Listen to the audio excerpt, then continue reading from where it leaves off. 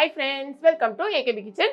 இன்னைக்கு நம்ம கிச்சனில் என்ன பார்க்க போகிறோன்னு பார்த்தீங்கன்னா, ஒரு சாம்பார் தான். ஆக்சுவலாக நிறைய சாம்பார்னாலே டெய்லி எல்லார் வீட்லையும் வைக்கிறது தான். பட் ஒவ்வொரு வீட்லேயும் ஒவ்வொரு மாதிரி இருக்கும். அதே நேரத்தில் எங்கள் அம்மா வச்சா சாம்பார் ஒரு மாதிரி இருக்கும், எங்கள் அக்கா வச்சானா ஒரு மாதிரி இருக்கும், நான் வச்சா ஒரு மாதிரி இருக்கும்.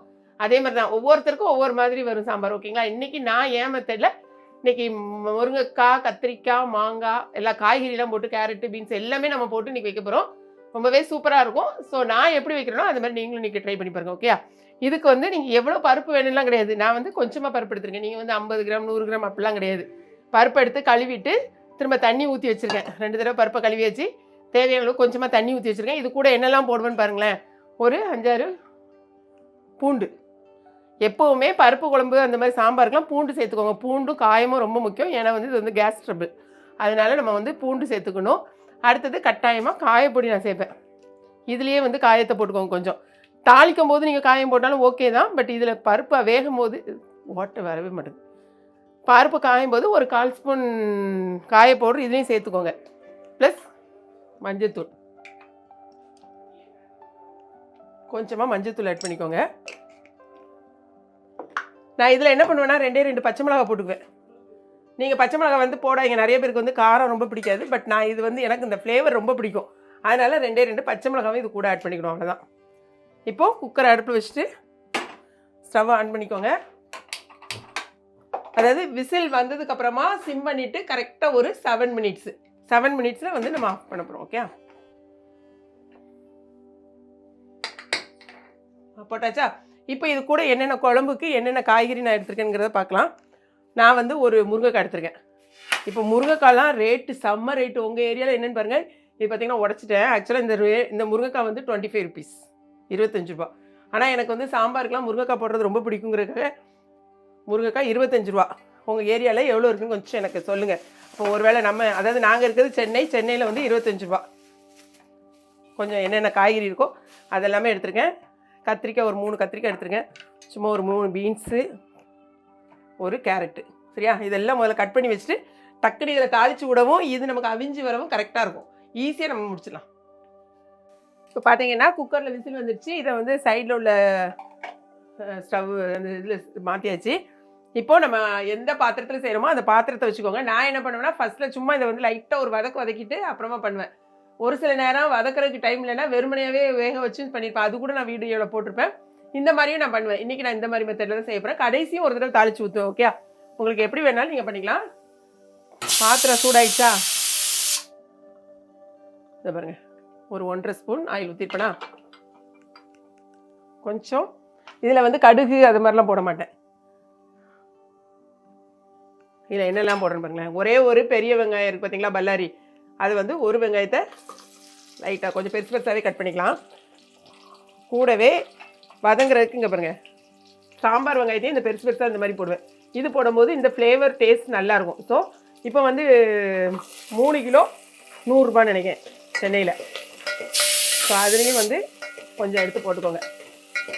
இது லைட்டாக வதக்கினா போதும். ரொம்பலாம் வதக்கணும் அப்படிலாம் கிடையாது. ஏன்னா இது அவியும் போது வெந்துடும் நல்லாவே. ஒரே ஒரு தக்காளியை குட்டி குட்டியாக கட் பண்ணி வச்சுருக்கேன். ஓகே? இது வதங்கும் போதே அந்த தக்காளியும் போட்டுருங்க. இப்போ நான் எடுத்து வச்சுருந்த காய்கறி எல்லாமே நான் பாருங்கள் எடுத்து வச்சுருக்கேனா. இந்த வெங்காயம் தக்காளி லைட்டாக வதங்கினா போதும்.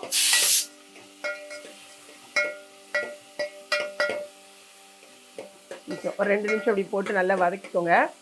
இது வதங்கினதுக்கப்புறமா என்னென்ன காய்கறி நீங்கள் இதில் அவரைக்காய் கூட சேர்த்துக்கலாம்.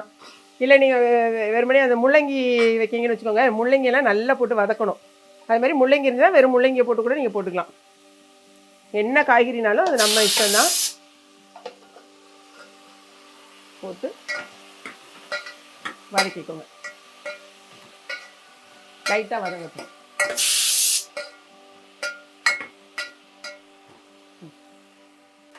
பார்த்தீங்கன்னா காய் வந்து ஒரு 2-3 நிமிஷம் நல்லா வதக்கியிருக்கேன். இந்த மாதிரி கொஞ்சம் லைட்டாக வதக்கிட்டு போயிருங்க. இந்த கத்திரிக்காய்லாம் கொஞ்சம் இந்த மாதிரி வதங்கிட்டுனா போதும். வெங்காயம் எல்லாமே நல்லா வதங்கிட்டு இப்போ வந்து நம்ம சாம்பார் தூள் போட்டோம்னா அதுக்கு முன்னால் எனக்கு பருப்பு வெந்துட்டு. ஸோ அதையும் ஆஃப் பண்ணிடுங்க. சாம்பார் பொடி வந்து இங்கே பாருங்களேன், ஒரு 2 ஸ்பூன் போடுங்க. ஓகே? இந்த சாம்பார் தூள் போட்டால் நமக்கு வந்து காரம் வந்து கட்டாயமாக காணாது. அதனால் நம்ம தனி மிளகாய் தூள் ஆட் பண்ணிக்கலாம்.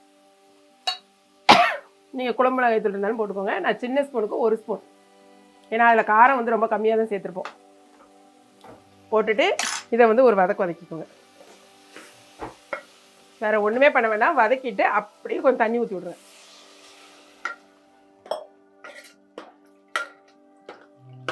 இப்போ தண்ணியை ஊற்றிட்டு நம்ம இது வரைக்கும் உப்பே போடலையா, இப்போ வந்து நம்ம உப்பு போட்டுற வேண்டியதான்.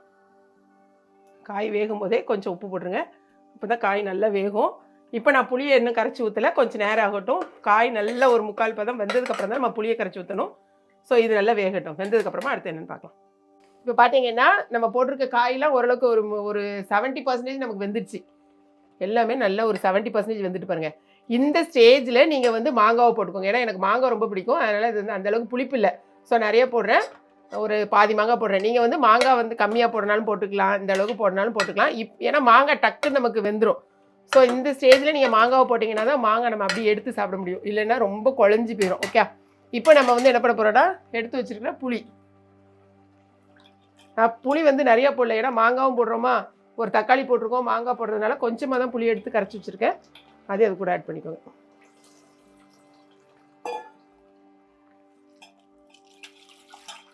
புளியை வந்து நல்லா கரைச்சி உள்ள ஊற்றிக்கோங்க.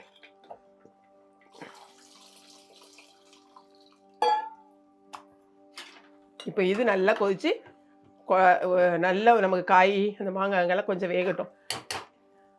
கூடவே இங்கே பார்த்தீங்கன்னா நம்ம பருப்பு வந்து வெந்துடுச்சுல, பார்த்துடலாமா?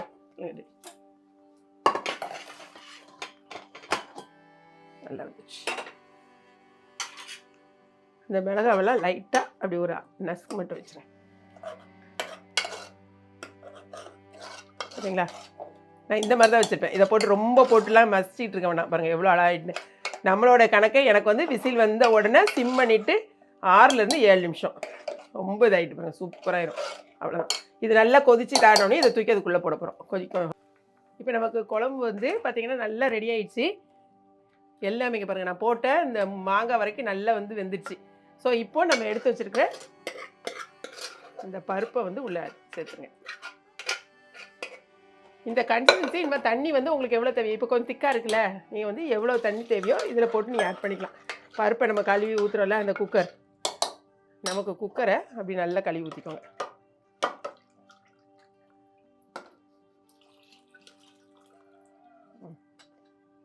ஊற்றிட்டு நல்லா பருப்பை வந்து கலக்கி விட்ருங்க.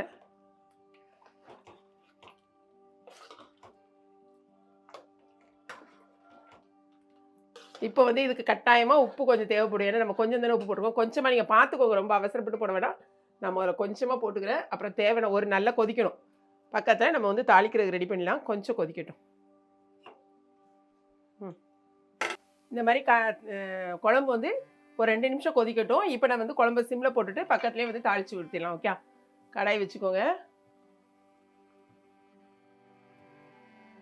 ஆயில் ஊற்றிக்கலாம். ஆயில் சூடானோடனையும் கடுகு போட்டுக்கலாம்.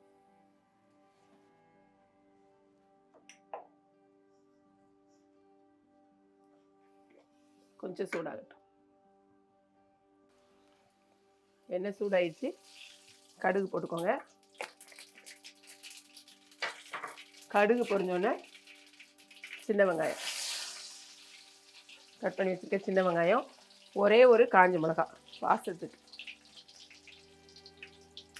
கட் பண்ணி போட்டுக்கோங்க. கருவேப்பிலை, கழுவி வச்சுருக்கிற கருவேப்பிலை கட்டாயமாக. நான் இதுலேயும் கொஞ்சமாக வந்து காயத்தை சேர்த்துக்கோங்கண்ணே. அதில் கொஞ்சம் தான் நம்ம போட்டிருப்போம். கடைசியாக தாளிப்பில் நீங்கள் காயம் சேர்க்கும் போது நல்ல ஒரு வாசனை இருக்கும். ஸோ இதுலேயும் வந்து கொஞ்சம் காயத்தை சேர்த்துட்டு அந்த ஒரு ப்ரௌன் கலர் வந்தோடனே நம்ம ஆஃப் பண்ணணும். இதில் என்ன பண்ணணும்னா, அங்கே பாருங்கள், கொத்தமல்லியை வந்து நம்ம இதில் தான் போடுவேன்.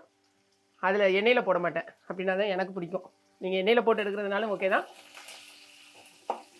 கொஞ்சம் ஒரு கோல்டன் ப்ரௌன் கலர் இருக்கும் இந்த வெங்காயம்.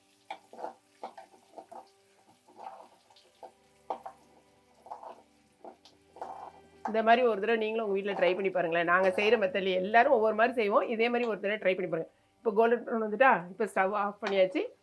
பண்ணிவிட்டு அவ்வளோதான். எப்படி இருக்குது பாருங்கள். பார்த்துடலாம். இன்றைக்கி எங்கள் வீட்டில் பார்த்தீங்கன்னா ஒயிட் ரைஸு, மட்டன் கிரேவி, கொத்தமல்லி துவையல், அது கூட இன்றைக்கி நம்ம வச்சுருக்க சாம்பார் வச்சு சாப்பிட்டோன்னு வச்சுக்கோங்க, வேறு லெவலில் இருக்கும். காய்கறி என்ன காய்கறி வேணாலும் எடுத்து போட்டு நம்ம போட்டு சாப்பிட வேண்டியதான். சரிதா? அல்டிமேட்டாக இருக்கா?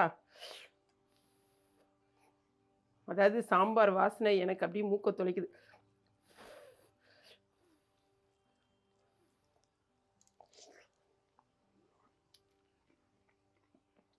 ரொம்ப சூப்பராக இருக்குது.